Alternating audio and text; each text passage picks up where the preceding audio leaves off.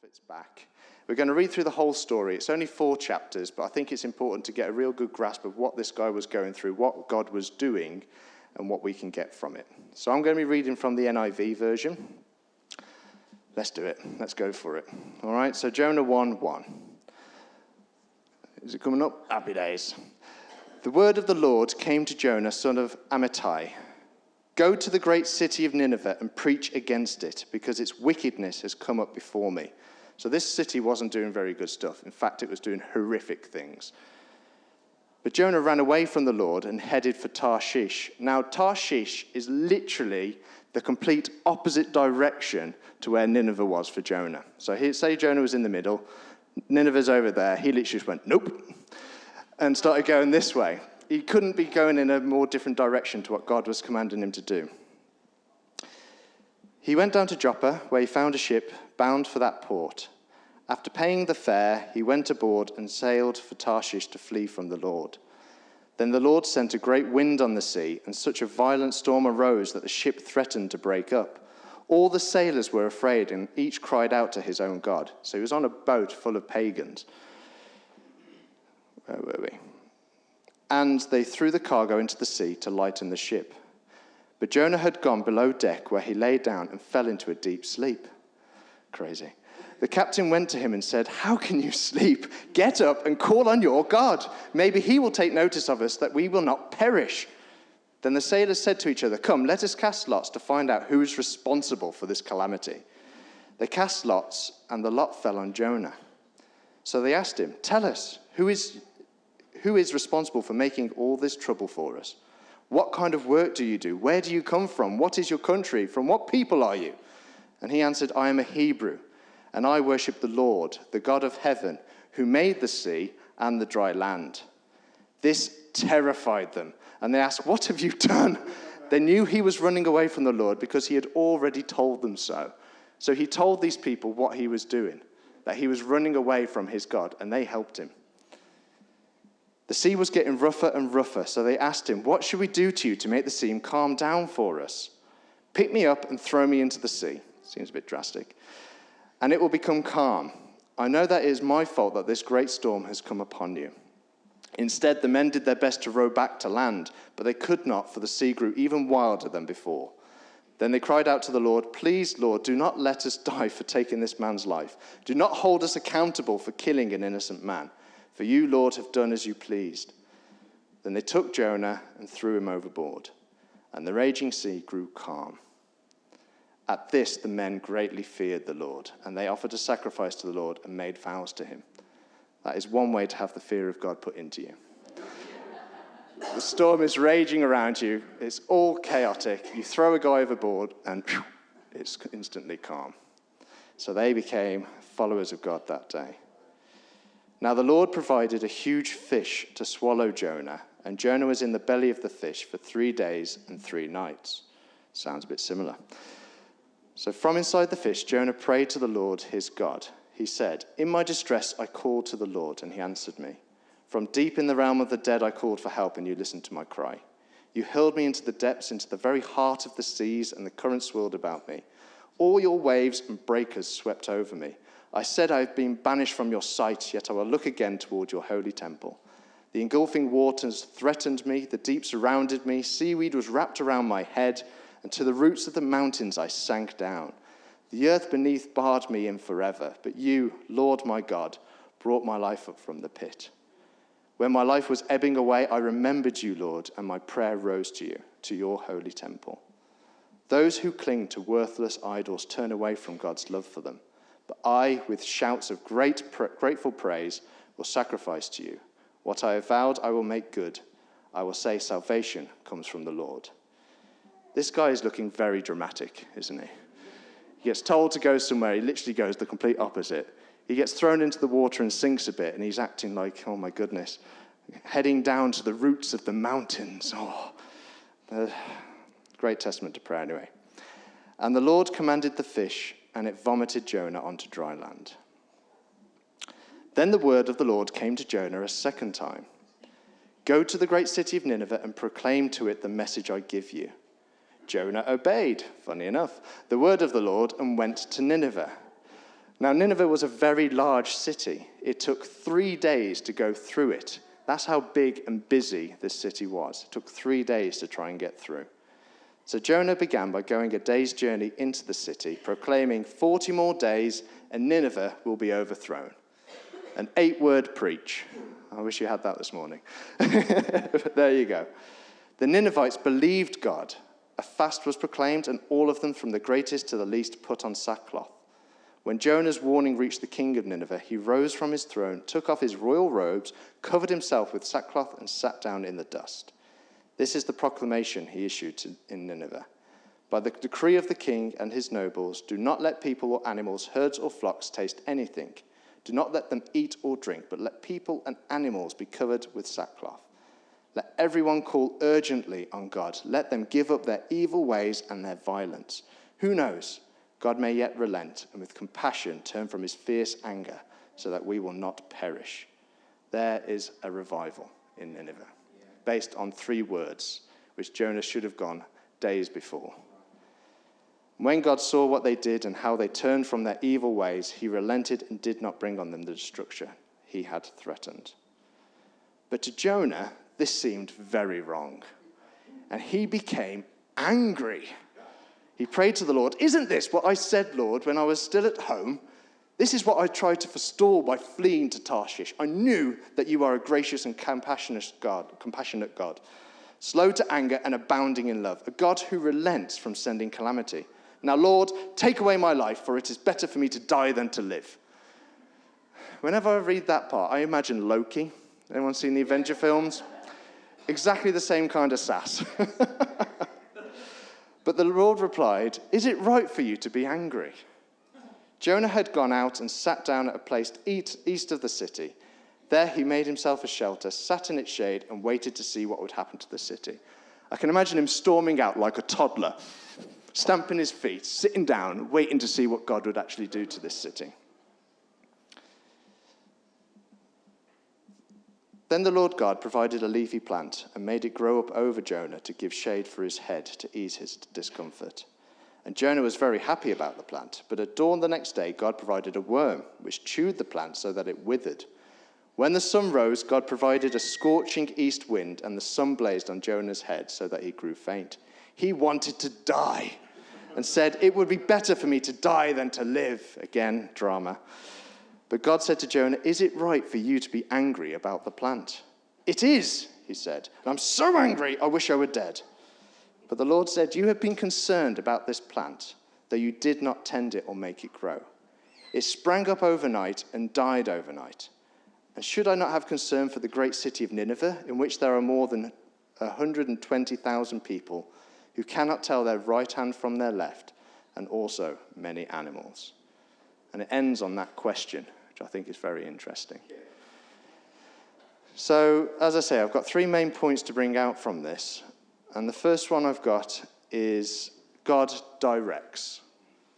So at the start of the book, God directs Jonah in what he wants him to do. Very simple. There is a large pagan city that has been consistently doing evil and bad things for a long time, and he wants God to go and warn them before he sends destruction. Is there anything that keeps popping up in your mind? Something that you keep trying to ignore? What I will say is don't go to the coast. So if you've got that cruise booked, it may be worth cancelling it. But seriously, is there somebody who keeps popping up in your mind? Somebody who needs help or who could do with hearing about God? But we may ignore it because it feels too difficult. Or maybe we don't really like them. Or maybe we even feel that they don't deserve to know God. It's a tough one. Like I said, it's great to do some self-examination sometimes. With the world and the climate we're in at the moment, things are a bit crazy. People are turning more and more tribal and looking more and more inside ourselves. But as Christians, we are called to look out. We have been saved first so that we can spread the message out there. I think we can all have Jonah moments, though. Not so much getting swallowed alive, but we could all have that annoying neighbour or annoying work colleague or that person at school. Somebody who we maybe have to be forced to talk to God about. Don't let it take a massive storm to get your attention. We are called to love others because God loves us. We have been forgiven of everything that we have done, so we shouldn't deem anyone unforgivable. The second point I'm going to go through is God provides. Now, God provides a way back for us to do what he has called us to do. And when we were praying before we started this morning, Matt had actually had a prompting to read Jonah, and also his daughter Lizzie. So if that isn't confirmation that you should be hearing, so basically if you're not reading Jonah, you're missing out. Read it again, read it again, read it again. But his point that he got from that is that God chases us relentlessly. God could have very easily let Jonah go to Tarshish. He could have let that boat sink. He could have let those people perish. But he didn't.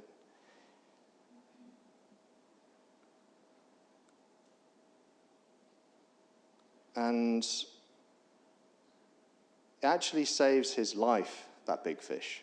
Quite often we have the story when we're a kid and we're thinking that it's just a funny thing that somebody gets swallowed by a fish. But Jonah may have been wearing heavy clothing, we don't know. He probably couldn't swim. So he's there in the middle of the ocean, he gets chucked out, and this big fish swallows him and saves him. But in that moment, the pagan sailors are also saved. God provides their salvation in the same moment.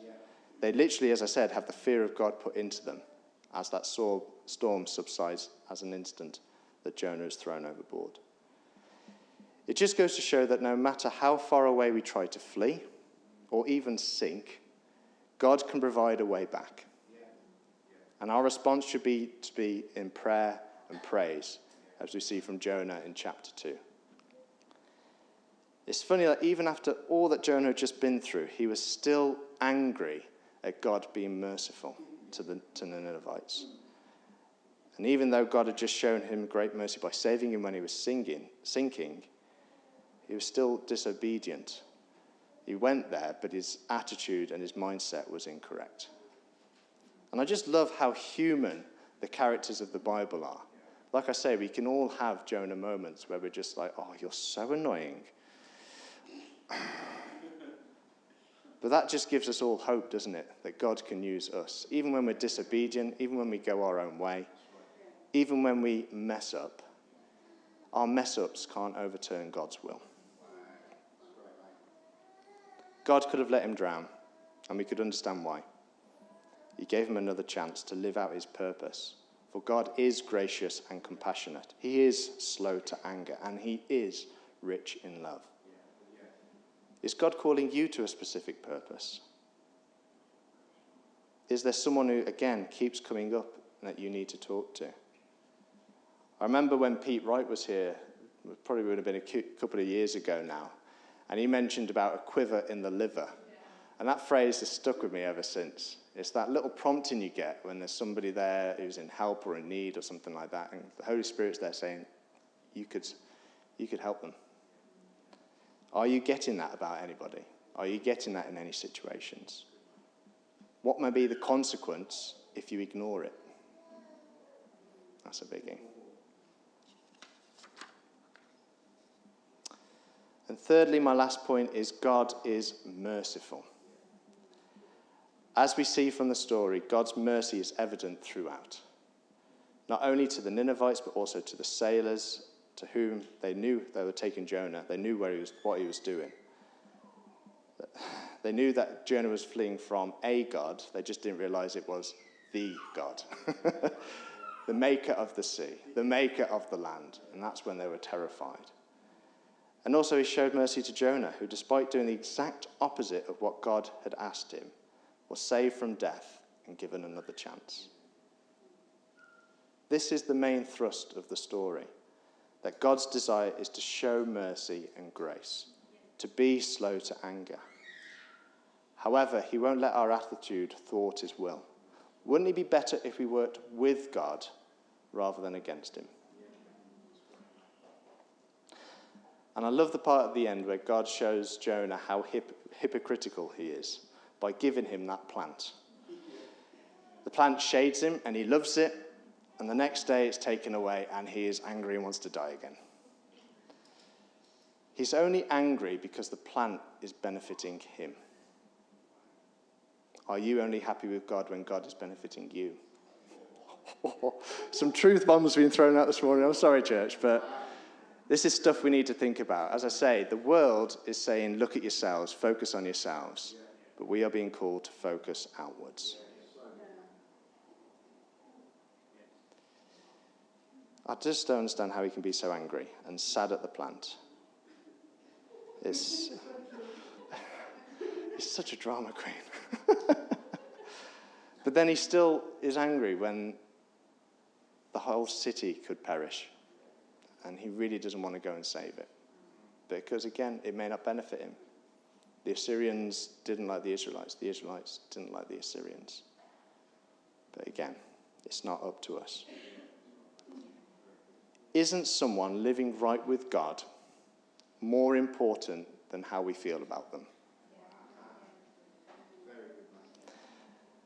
And isn't the eternal future of somebody more important than our comfort?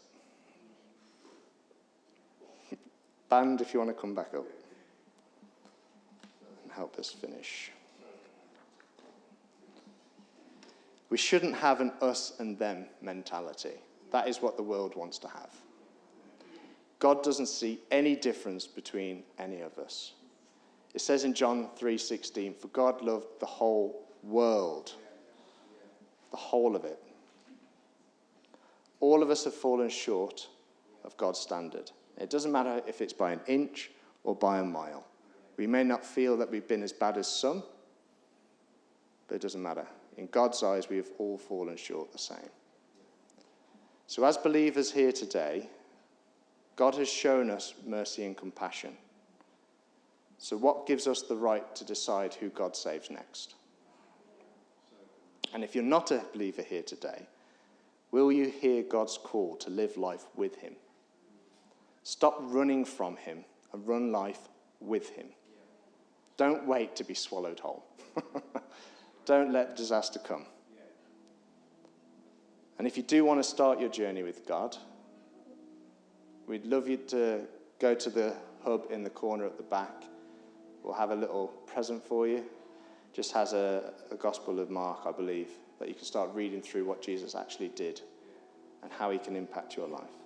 Either that, after we've sang some songs, I'll be stood here at the front. You can come and have a word with me. But don't wait too long. Have a good look at ourselves and how we're treating people. Don't just let life fly past. We're here for a purpose. We've got the people around us for a reason. Who can you impact in a positive way? Who are you angry about and shouldn't be? That is the message of Jonah. God is gracious and compassionate to everyone. And so should we. God bless you guys.